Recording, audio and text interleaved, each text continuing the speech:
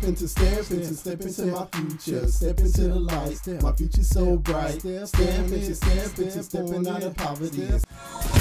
Welcome to Step into College. I'm your host, Koyah Rivera, and Step into College is designed to help students and even adults that want to step into education to navigate into that area. I have a guest with me today, Herbert Chambers, and I need to call you Professor Herbert Chambers, don't I? Sure, that'll work. Where are you a professor? Tell them. Right now, I'm currently at Rowan Cabarrus Community College in Salisbury, North Carolina, Professor of Developmental Studies. Wow, and I actually met Herbert through stepping into college. We met at North Carolina A&T University, Adult Education Program. So he has his master's in adult education, but what is your undergraduate degree in? My undergrad degree is in sociology. Okay, you know I gotta ask, which school? Where'd you go? Livingstone College, homecoming today. You gotta shout out to them, right? Definitely.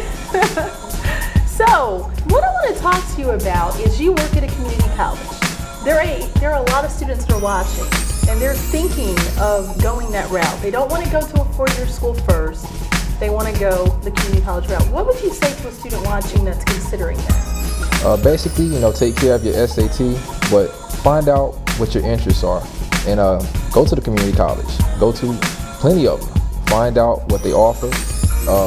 Talk to some people that can get you the information necessary via internet or a brochure, things like that. Because Herbert, when you say go there, I think some students don't realize how many different majors and areas are available at community colleges, especially here in North Carolina. And then they're very different. There are some majors that Wake Tech might have that another one might not have. So doing your research is really important, isn't it? Definitely. Research is everything, and it's very valuable.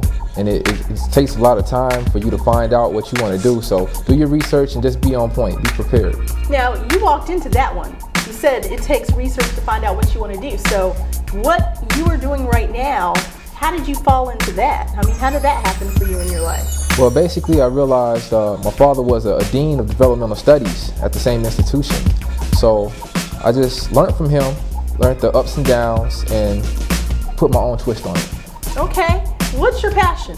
My passion is a love for humanity, a love for history, and right knowledge. Okay. That sounds philosophical and great. How are you going to utilize that in society, and how are you going to develop that into a career field? I know what you've done, but they don't know.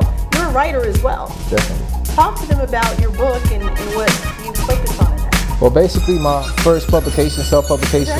Yes. Yeah, go ahead. Talk to me about it. The Colors of Africa, which is a historical value piece for the missing pages of humanity. It talks about African culture, traditional African culture, all the way from Egypt and Ethiopia. It talks about their great accomplishments and their great civilization. Wow. You must have a passion for history. Because I sense it. I know what you told me your passion was, but I sense that there is this love of history. What do you think students are missing in that area? What do students need to know more of in the area of history?